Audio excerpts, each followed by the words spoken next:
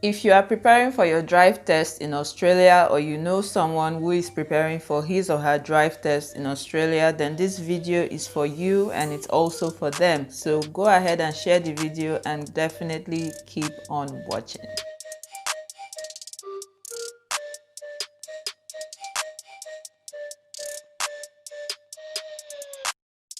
Hi Magis gang, my name is Majojiba Maji for short. If you're new here, you're welcome to my channel. Please consider subscribing by clicking on the red subscribe button located below. If you're a returning subscriber, welcome back. It's always a pleasure to have you here with me. I hope everyone's having a good week so far and you are not letting anyone or anything dim your light. Okay, let me jump straight into the video. Tips to remain calm and excel during your drive test. Get enough practice with a qualified driving instructor before you book your test. I cannot stress this enough. The amount of time you would need to practice for your test would vary depending on how quickly you're able to learn how to drive safely and effectively. So make sure you put that into consideration. Please and please do not book the test if you are not at least 80% confident in your driving ability. This ties into tip number 2, which is on the test day you will be a little bit nervous, and this is completely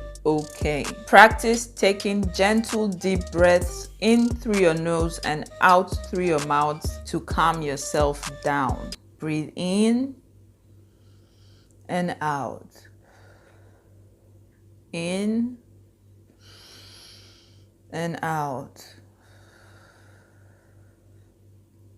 You can start this breathing exercise a few hours before your test, or maybe even a day before your test, depending on how nervous you feel, and even while you are taking your test. However, please do not make it obvious to your licensed tester so that he or she doesn't get scared. Remind yourself that you have practiced enough for the test and you've got this. I believe in you. Alright, so let's move straight on to what the licensed tester will be observing while he or she observes your driving during your drive test. I took my own drive test in Victoria, so I'll be telling you the key things the tester will be scoring you on during your test based on my experience. If you're preparing for your drive test in other parts of Australia, I'm pretty sure the following points which I'm about to list will still be useful to you. So please don't leave me, don't leave me, don't leave me. Do me a favor, please. Get out of here. Are you ready?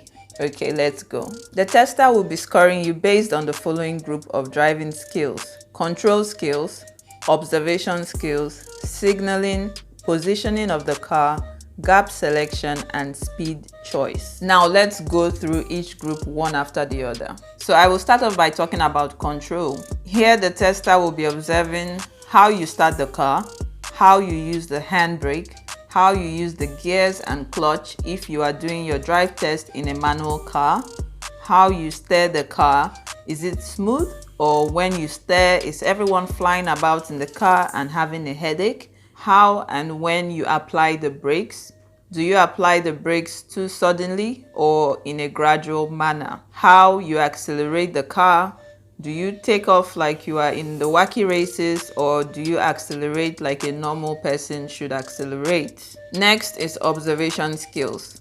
Here the tester will be observing if you use your mirrors. So do you use your side mirrors? Do you use your rear view mirror? He or she will also be observing if you are watching other road users. Are you a cooperative driver? When approaching a roundabout and there is a car in the oncoming lane on your right, do you give way to that car?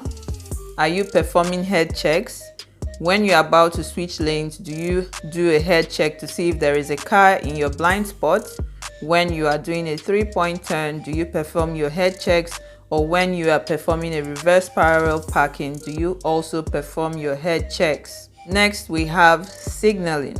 So signaling basically means using your indicators when necessary. The tester will be observing if you are signaling correctly when making turns, and also if you are signaling correctly when diverging from a lane or merging with another lane. Moving on, we have the positioning of the car. So the tester will be observing the position of the car when the car is stopped.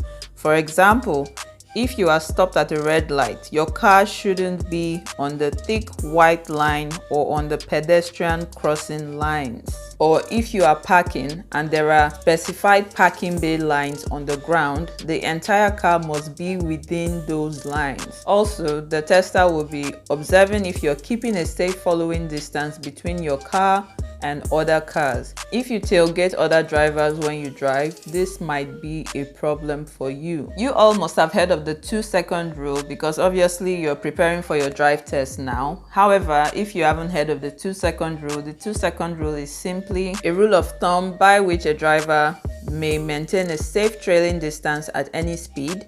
The rule states that the driver should ideally stay at least 2 seconds behind any vehicle that is directly in front of his or her vehicle. Keeping a safe following distance with the car in front of you would always allow you to react safely and quickly to whatever stunt he or she might be trying to pull while you are driving on the road.